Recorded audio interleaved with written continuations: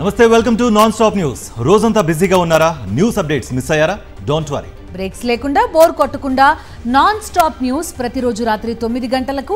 నేను Himabindu. This is Karthik. AP assembly speaker Ayyanna పాత్రుడికి లేఖ రాశారు వైఎస్ఆర్సీపీ అధ్యక్షుడు వైఎస్ జగన్. ప్రజా సమస్యలను చట్టసభల్లో బలంగా వినిపించేందుకు ప్రతిపక్ష హోదా ఉండాల్సిందేనని, ఈ విషయంలో పరిశీలించాలని స్పీకర్ను కోరారు. అసెంబ్లీలో వైఎస్ఆర్సీపీని ప్రధాన ప్రతిపక్షంగా గుర్తించాలని విజ్ఞప్తి చేశారు. మంత్రుల తర్వాత తనతో ప్రమాణ స్వీకారం చేయించడం పద్ధతులకు విరుద్ధమని లేఖలో పేర్కొన్నారు. ప్రతిపక్ష నాయకుడి హోదా ఇవ్వకూడదని ముందుగానే నిర్ణయించినట్లు ఉన్నారు అంటూ సందేహం వ్యక్తం చేశారు. ప్రతిపక్ష హోదా ఇవ్వాలంటే 10% సీట్లు ఉండాలని చట్టంలో ఎక్కడా లేదని అన్నారు. స్పీకర్ తనపై వ్యక్తిగతంగా దూషించేలా మాట్లాడిన వీడియోలు బయటపడ్డాయని, ఇలాంటి నేపథ్యంలో అసెంబ్లీలో గొంతు విప్పే పరిస్థితులు కనిపించడం లేదని వైఎస్ జగన్ అభిప్రాయం వ్యక్తం చేశారు. ప్రతిపక్ష హోదాతోనే ప్రజా సమస్యలను బలంగా వినిపించే అవకాశం ఉంటుందన్నారు వైఎస్ జగన్. ప్రతిపక్ష పార్టీగా గుర్తింపుతో సభా కార్యక్రమాల్లో పాల్గొనేందుకు చట్టబద్ధమైన భాగస్వామ్యం లభిస్తుందన్నారు. లేఖలో ప్రస్తావించిన అంశాలను పరిశీలించాలన్నారు YS Jagan.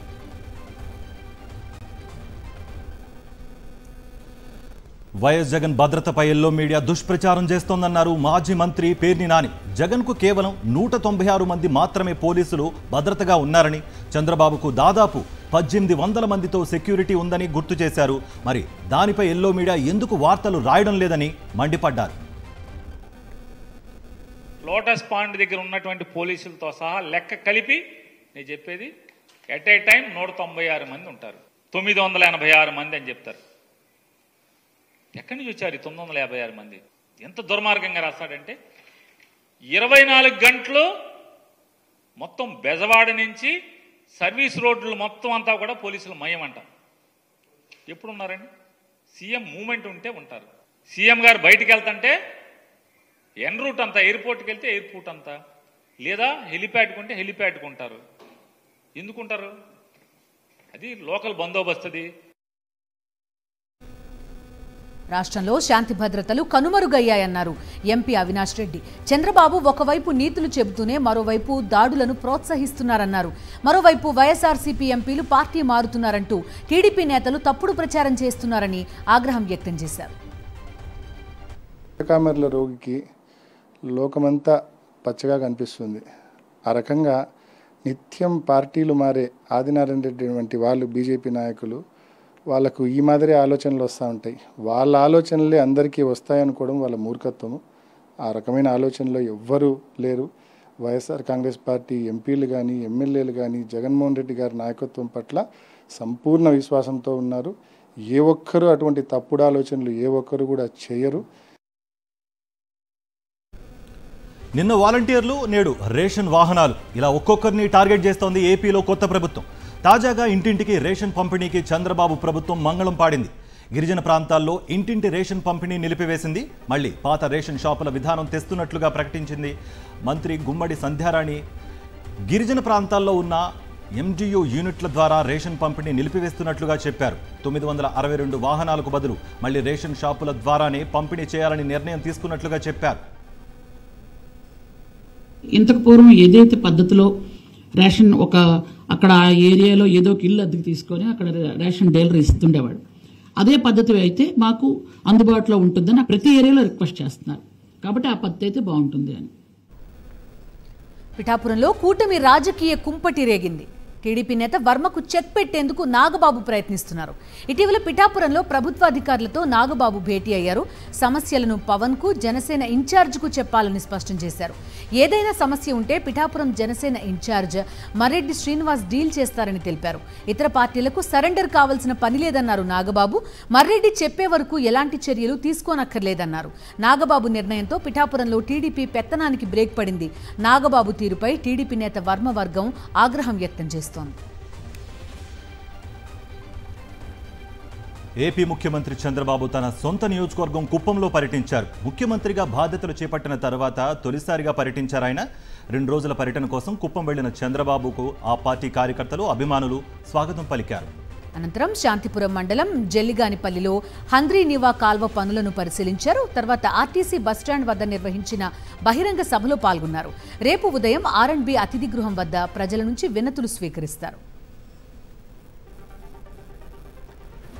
AP deputy CM Pawan Kalyan Varahi అమ్మవారి దీక్ష చేపట్టనున్నారు.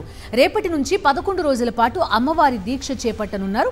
తన పాలన సవ్యంగా సాగాలని, ఎలాంటి అడ్డంకులు రాకుండా ఉండాలని ఈ దీక్ష చేపట్టనున్నారని జనసేన నేతలు చెబుతున్నారు.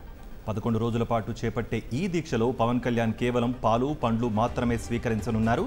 రేపటి నుండి దీక్ష చేపట్టనున్న నేపథ్యంలో జనసేన కేంద్ర కార్యాలయంలో ప్రత్యేక పూజలు నిర్వహించారు పవన్ కళ్యాణ్.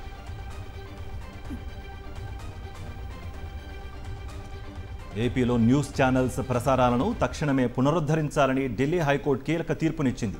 న్యాయస్థానం ఆదేశాలపై నేషనల్ బ్రాడ్కాస్టర్స్ ఫెడరేషన్ హర్షం వ్యక్తం చేసింది.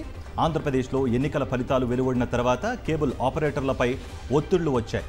ఈ క్రమంలోనే జూన్ 6 నుంచి సాక్షి, టీవీ9, ఎన్టీవీ, 10 టీవీ ప్రసారాలను నిలిపివేశారు.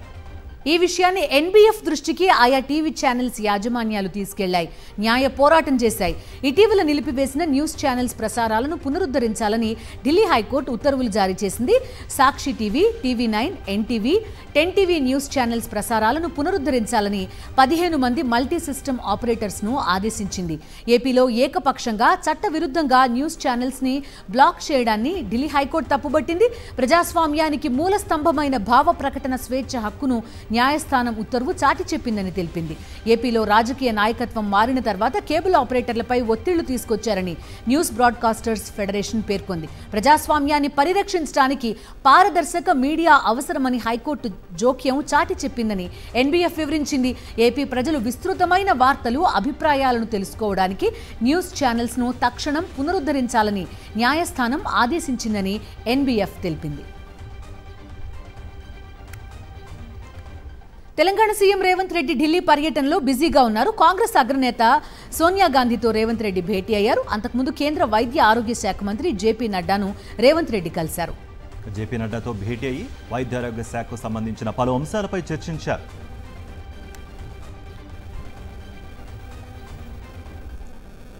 సీఎం రేవంత్ రెడ్డిపై BRS working president KTR Twitter వేదికగా ఫైర్ అయ్యారు.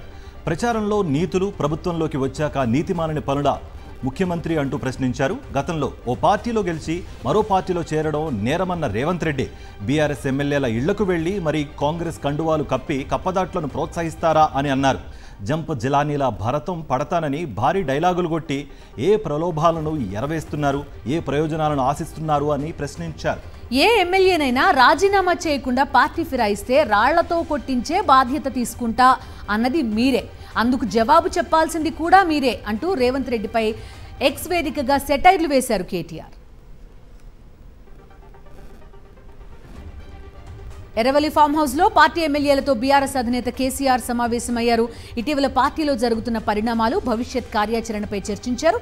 పోచారం శ్రీనివాసరెడ్డి పార్టీ మారడాన్ని పట్టించుకోవాల్సిన అవసరం లేదన్నారు కేసీఆర్. అదే సమయంలో నేతలెవరూ తొందరపడవద్దని సూచించారు.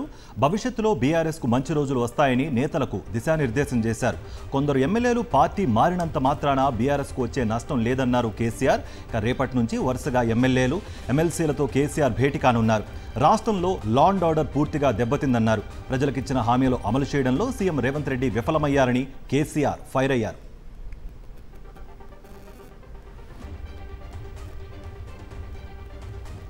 బీఆర్ఎస్ పార్టీ అధినేత కేసీఆర్కు పవర్ కమిషన్ మరోసారి నోటీసులు జారీ చేసింది. ఇప్పటి వరకు కమిషన్కు అందించిన సమాచారంపై తమ అభిప్రాయం చెప్పాలని పవర్ కమిషన్ నోటీసుల్లో కేసీఆర్కు స్పష్టం చేసింది.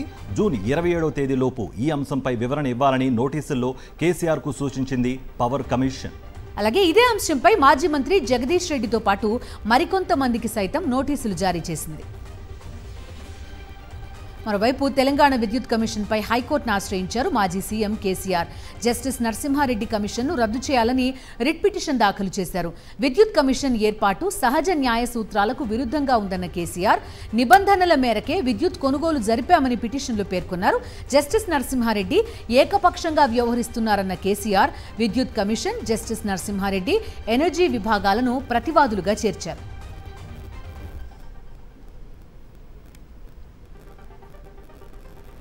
జగిత్యాల ఎమ్మెల్యే సంజయ్ కుమార్ బీఆర్ఎస్ను వీడి కాంగ్రెస్ పార్టీలో చేరడం హస్తంగూటిలో చిచ్చురేపింది. సంజయ్ చేరికతో జగిత్యాల జిల్లా రాజకీయాల్లో కలకలం మొదలైంది.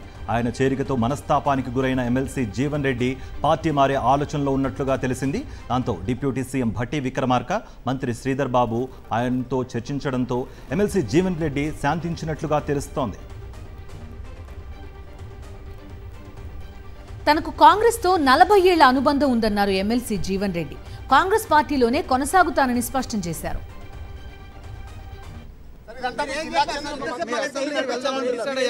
మీరు అసెంబ్లీకి వెళ్దామని డిసైడ్ అయ్యారంటేనే మీరు ఊహించుకోండి అంటున్నారు కదా, అంటే డిస్కషన్ ఫెయిల్ కదా. డిస్కషన్ అనేది కాదన్న, వాళ్ళు they have come to express there concern over me. Okay, నాకు ఏదైతుందో జరిగినట్టు నా మనస్తాపం, నా యొక్క బాధ ఏదైతుందో వాళ్ళు గ్రహించడానికి వచ్చిండ్రు. అంటే మీకు మద్దతు తెలపడానికి వచ్చినారా వీళ్ళు? నో, మద్దతు ఉంది, అదేముంది. అదే కొలీగ్స్ మేము వీఆర్ కొలీగ్స్, మిత్రులం ఏదైతుందో కలిసి మాట్లాడుకోవడం సహజం. అది జీవన్ రెడ్డి గౌరవానికి భంగం కలగకుండా చూస్తామని భట్టి విక్రమార్క అన్నారు. జీవన్ రెడ్డి మనస్తాపానికి గల కారణాలను అధిష్టానం దృష్టికి తీసుకువెళ్తామని అన్నారు. జీవన్ రెడ్డిని కోల్పోయేందుకు కాంగ్రెస్ పార్టీ సిద్ధంగా లేదని భట్టి అన్నారు. పెద్దలు జీవన్ రెడ్డి గారు కాంగ్రెస్ పార్టీ ఆస్తి, సీనియర్ గా నాయకులు, వారు కొంత మనస్తాపం చెందారనే విషయం తెలిసింది కాబట్టే కాంగ్రెస్ పార్టీ మొత్తం మేమంతా కదిలి వచ్చాము ఇక్కడికి.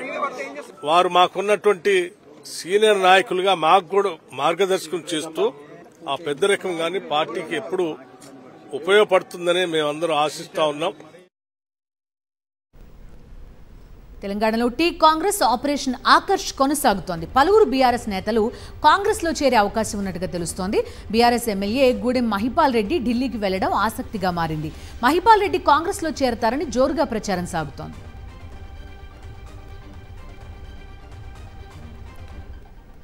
ఫోన్ ట్యాపింగ్ కేసులో కీలక పరిణామం చోటు చేసుకుంది. ఎవిడెన్స్ మెటీరియల్స్తో సహా ఛార్జ్షీట్ కోర్టుకు సమర్పించారు పోలీసులు. 3 బాక్సుల్లో ఆధారాలు కోర్టుకు చేరే. స్వాధీనం చేసుకున్న హార్డ్ డిస్కులు, సీడీ, పెన్ డ్రైవ్లను కోర్టుకు సమర్పించారు పోలీసులు. అన్నింటినీ జతపరుస్తూ మూడోసారి ఛార్జ్షీట్ దాఖలు చేశారు.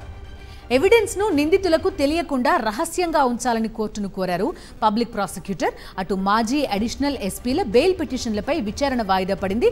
తిరుపతన్న, భుజంగరావు బెయిల్ పిటిషన్లపై రేపు విచారణ జరపనుంది కోర్టు. సమస్యల పరిష్కారం కోరుతూ తెలంగాణ వ్యాప్తంగా రెండో రోజు జూనియర్ వైద్యుల సమ్మె కొనసాగుతోంది. నిన్న వైద్య ఆరోగ్య శాఖ మంత్రి దామోదర రాజనరసింహ డిఎంఈతో జరిపిన చర్చలు విఫలం కావడంతో యథాతథంగా సమ్మె కొనసాగిస్తున్నారు జూనియర్ డాక్టర్లు. శిక్షణ భృతి సకాలంలో అందించడం సహా ఆసుపత్రుల్లో మౌలిక సదుపాయాల కల్పన, ఉస్మానియా ఆసుపత్రి కొత్త భవన నిర్మాణం వంటి 8 ప్రధాన డిమాండ్లను జూనియర్ డాక్టర్లు ప్రభుత్వం ముందుంచారు. కొన్ని సమస్యల పరిష్కారానికి మంత్రి సానుకూలంగా స్పందించిన మరికొన్నింటిపై స్పష్టత రాలేదు. అయితే ఆసుపత్రుల్లో ఇబ్బందులు రాకుండా చూడాలని వైద్యులను ప్రభుత్వం ఆదేశించింది.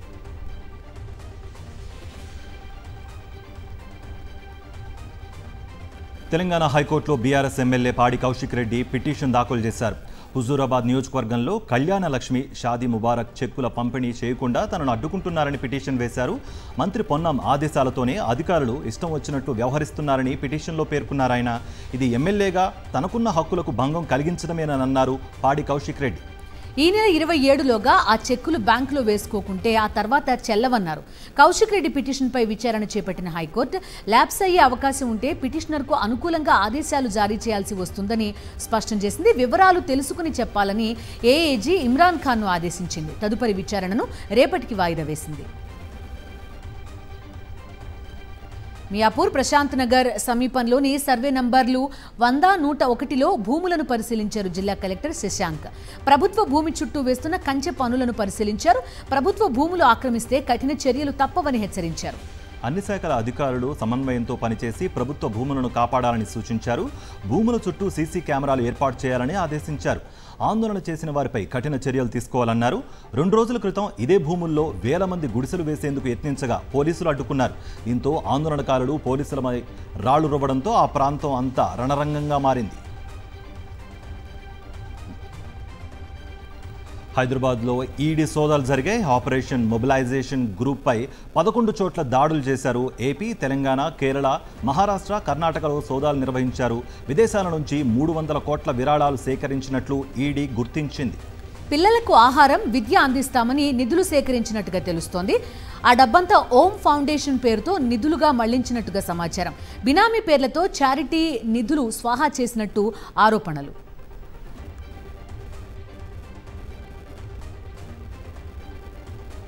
టెట్ ఫలితాలు విడుదల చేశారు మంత్రి నారా లోకేష్. మొత్తం 1,37,903 మంది అభ్యర్థులు అర్హత సాధించినట్టుగా ప్రకటించారు.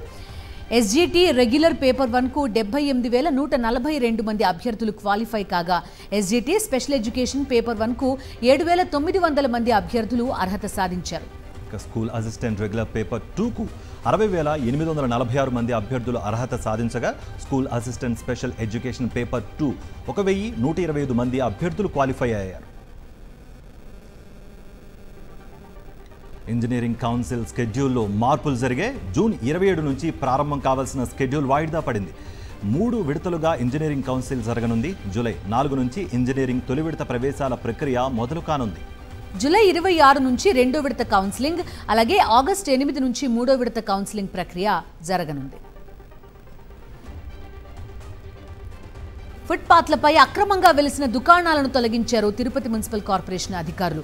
ఎన్నో ఏళ్లుగా ఫుట్పాత్ ఆక్రమణ చేసి ట్రాఫిక్కు అంతరాయం కలిగిస్తూ రైల్వే స్టేషన్ ఎదుట ప్రయాణికులకు ఇబ్బందులకు గురి చేస్తున్న వ్యాపార సముదాయాలు ఆక్రమణలపై కొరడా జుళిపించారు.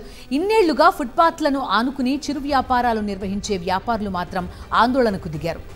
గత ప్రభుత్వం సహకరిస్తే ఈ ప్రభుత్వంలో మాత్రం ఇలా చేస్తున్నారని ఆవేదన వ్యక్తం చేస్తున్నారు.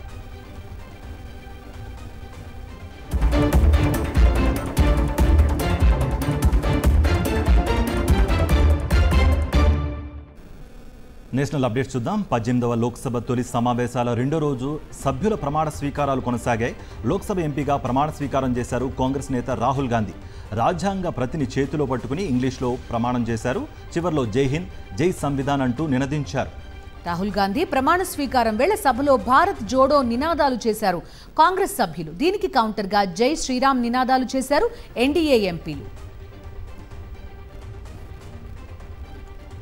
లోక్సభలో ఎంపీగా ప్రమాణ స్వీకారం చేశారు వైఎస్ఆర్సీపీ సభ్యులు వైఎస్ అవినాష్ రెడ్డి. ఆయన తెలుగులో దైవ సాక్షిగా ప్రమాణం చేశారు. వరుసగా 3వ కడప ఎంపీగా గెలిచిన అవినాష్ రెడ్డి హ్యాట్రిక్ విజయంతో పార్లమెంట్లో అడుగుపెట్టారు. పార్టీ అధినేత వైఎస్ జగన్ ఆశీస్సులు, కడప ప్రజల మద్దతు, కార్యకర్తల కష్టమే తనను గెలిపించిందన్నారు. కడప అభివృద్ధి, రాష్ట్ర ప్రయోజనాల కోసం పనిచేస్తానని తెలిపారు. వైఎస్ అవినాష్ రెడ్డి అను నేను లోక్సభ సభ్యునిగా ఎన్నుకోబడిన వాడనై శాసనము ద్వారా స్థాపితమైన భారత సంవిధానము నెడ యథార్థమైన శ్రద్ధానిష్టలను కలిగియుండుననియు, భారతదేశము యొక్క సార్వభౌమతను మరియు అఖండతను సమర్థింతుననియు, నేను చేపట్టనున్న కర్తవ్యమును శ్రద్ధాపూర్వకముగా నిర్వహింతుననియు దైవ సాక్షిగా ప్రమాణం చేయుచున్నాను.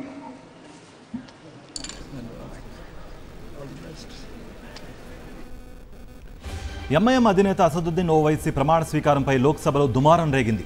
ప్రమాణం చివర జై భీమ్, జై తెలంగాణ, జై పాలస్తీనా అన్నారు. జై పాలస్తీనా నినాదంపై తీవ్ర స్థాయిలో అభ్యంతరం వ్యక్తం చేశారు బీజేపీ సభ్యులు. ఇది రాజ్యాంగ విరుద్ధం అంటూ విరుచుకుపడ్డారు. దీంతో సభలో కాసేపు గందరగోళం నెలకొంది. ఈ సమయంలో సభాపతి చైర్లో బీజేపీ ఎంపీ రాధా మోహన్ సింగ్ ఉన్నారు. అసద్ ప్రమాణంలో అభ్యంతరకర వ్యాఖ్యలను రికార్డుల నుంచి తొలగిస్తామని ప్రకటించారు. పార్లమెంట్లో దశాబ్దాల సంప్రదాయానికి బ్రేక్ పడింది. అధికార విపక్షాల మధ్య ఏకాభిప్రాయం కుదరకపోవడంతో లోక్సభ స్పీకర్ పదవికి ఎన్నిక అనివార్యమైంది. డిప్యూటీ స్పీకర్ పదవి దక్కకపోవడంతో సభాపతి స్థానానికి అభ్యర్థిని బరిలోకి దించింది విపక్ష ఇండియా కూటమి. ఎన్డీఏ తరపున ఓం బిర్లా నామినేషన్ వేయగా, ఇండియా కూటమి నుంచి Congress MP K Suresh nomination దాఖలు చేశారు. రేపు స్పీకర్ ఎన్నికకు ఓటింగ్ జరగనుంది. ఈ నేపథ్యంలో తమ ఎంపీలకు 3 లైన్ విప్ జారీ చేశాయి బీజేపీ. కాంగ్రెస్ స్వతంత్ర భారత చరిత్రలో సభాపతి ఎంపికకు ఎన్నిక జరగడం ఇది 3వసారి. లిక్కర్ పాలసీ స్కామ్ కేసులో ఢిల్లీ ముఖ్యమంత్రి అరవింద్ కేజ్రీవాల్కు హైకోర్టులో మళ్లీ ఎదురుదెబ్బ తగిలింది. ట్రయల్ కోర్టు బెయిల్ ఆర్డర్పై స్టే కొనసాగుతుందని స్పష్టం చేసింది. ఈడీ సమర్పించిన వివరాలను అర్థం చేసుకోవడంలో ట్రయల్ కోర్టు విఫలమైందని అంది.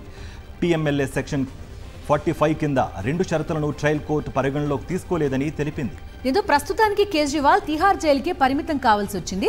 కాగా హైకోర్టు స్టేను సవాల్ చేస్తూ కేజ్రీవాల్ ఇప్పటికే సుప్రీంకోర్టును ఆశ్రయించారు. దీనిపై రేపు విచారణ చేపట్టనుంది సర్వోన్నత న్యాయస్థానం. లోక్సభ స్పీకర్ ఎన్నిక వ్యవహారం ఇండియా కూటమిలో చిచ్చురేపింది. కాంగ్రెస్ పార్టీ తీరుపై అసంతృప్తి వ్యక్తం చేసింది తృణమూల్ కాంగ్రెస్. కె సురేష్ అభ్యర్థిత్వం గురించి తమను సంప్రదించలేదని అలకబోనింది. కాంగ్రెస్ పార్టీది ఏకపక్ష నిర్ణయం అన్నారు టీఎంసీ జనరల్ సెక్రటరీ దీది మేనల్లుడు అభిషేక్ బెనర్జీ. అటు ఎన్సీపీ శరద్ పవార్ వర్గం కూడా కాంగ్రెస్ తీరుపై అసంతృప్తి వ్యక్తం చేసింది. దీంతో స్పీకర్ ఎన్నికలో విపక్ష అభ్యర్థికి ఎన్ని ఓట్లు వస్తాయనేది ఆసక్తికరంగా మారింది. అయోధ్య రామ మందిరం గర్భగుడిలోని పైకప్పు నుంచి నీరు కారిన ఘటనపై ఆలయ నిర్మాణ కమిటీ వివరణ ఇచ్చింది. లీకేజ్ నిజమేనని అంగీకరించారు కమిటీ చైర్మన్ నృపేంద్ర మిశ్రా. దీనికి డిజైన్ సమస్యలు కారణం కాదని వెల్లడించారు. మొదటి అంతస్తు నుంచి వర్షం నీరు కారుతోందని, శిఖర నిర్మాణం పూర్తయితే అది కవర్ అవుతుందని తెలిపారు. మొదటి అంతస్తు నిర్మాణ పనులు పూర్తయితే అక్కడి పైపులు అన్నీ మూసివేస్తామని వివరించారు నృపేంద్ర మిశ్రా. అలాగే గర్భగుడిలో ఎలాంటి డ్రైనేజీ తరహా నిర్మాణం లేదని వెల్లడించారు. శనివారం రాత్రి భారీ వర్షం పడటంతో లీకేజ్ సమస్య బయటపడిందంటూ ఆగ్రహం వ్యక్తం చేశారు ఆలయ ప్రధాన పూజారి ఆచార్య సత్యేంద్రదాస్. నీరు సరిగ్గా రామ్లల్లా విగ్రహానికి ఎదురుగా పూజారి కూర్చునే వీఐపీలు దర్శనం చేసుకునే చోట కారుతోందని తెలిపారు. ఢిల్లీలో నీటి సంక్షోభాన్ని నివారించాలని కోరుతూ నిరాహార దీక్షకు దిగిన ఆప్ మంత్రి ఆతిష్ ఆరోగ్యం క్షీణించింది. దీంతో ఆప్ నేత సంజయ్ సింగ్, ఇతర నేతలు, కార్యకర్తలు ఆమెను లోక్ నాయక్ జయప్రకాష్ నారాయణ్ ఆసుపత్రికి తరలించారు. ఢిల్లీ ప్రజలకు హర్యానా నుంచి నీరు అందేలా చూడాలని జూన్ 21 నుంచి జలమండలి మంత్రి ఆతిష్ నిరవధిక నిరాహార దీక్ష చేపట్టారు. జూన్ 21న ఉపవాస దీక్షకు ముందు అతిషి బరువు 65.8 కిలోలు. నిరాహార దీక్ష 4వ రోజుకు ఆమె బరువు 63.6 కిలోలకు తగ్గింది. 4 రోజుల్లో రక్తంలో చక్కెర స్థాయి 28 యూనిట్లు తగ్గింది. రక్తపోటు స్థాయి కూడా తగ్గింది. ఇది ప్రమాదకరమైన వైద్యులు చెప్పడంతో ఆప్ మంత్రి అతిషిని పార్టీ నేతలు ఆసుపత్రికి తరలించారు.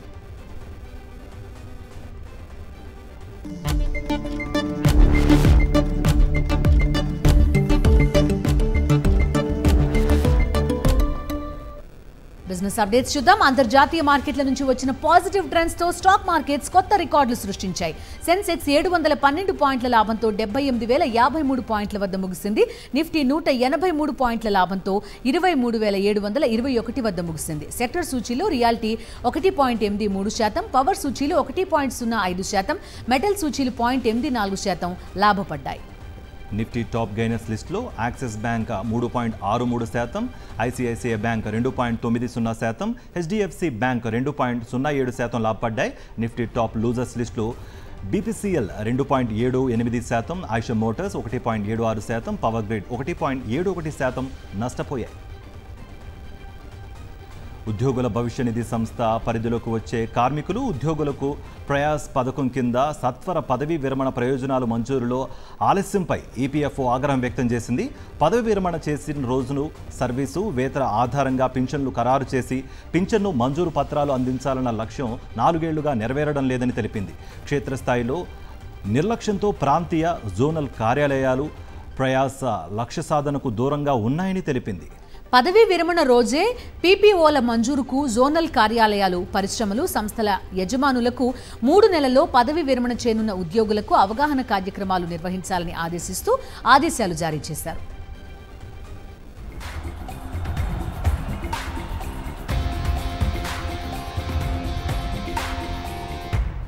స్పోర్ట్స్ డీటెయిల్స్ లోకి వెళ్తే T20 వరల్డ్ కప్ సెమీస్ లో సంచలనం నమోదైంది. ఆఫ్ఘనిస్తాన్ తొలిసారి సెమీస్ చేరింది.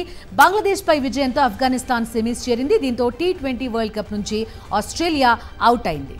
సెమీస్లో దక్షిణాఫ్రికాతో ఆఫ్ఘనిస్తాన్ తలపడింది. 117 స్వల్ప లక్ష్యాన్ని ఆఫ్ఘనిస్తాన్ కాపాడుకుంది. బంగ్లాదేశ్ను 105 పరుగులకే కట్టడి చేసింది. దీంతో 8 పరుగుల తేడాతో బంగ్లాపై ఆఫ్ఘనిస్తాన్ విజయం సాధించింది. ఆఫ్ఘనిస్తాన్ బౌలర్లు రషీద్ ఖాన్, నవనుల్లా హక్ కట్టుదిట్టంగా బౌలింగ్ చేసి చెరో 4 వికెట్లు తీశారు. రషీద్ హుస్సేన్ కూడా 3 వికెట్లతో మ్యాచ్ విజయంలో కీలక పాత్ర పోషించాడు. ఎల్లుండి దక్షిణాఫ్రికా, ఆఫ్ఘనిస్తాన్ మధ్య తొలి సెమీస్ జరగనుంది. అదే రోజు సాయంత్రం భారత్, ఇంగ్లాండ్ మధ్య 2వ సెమీస్ జరగనుంది.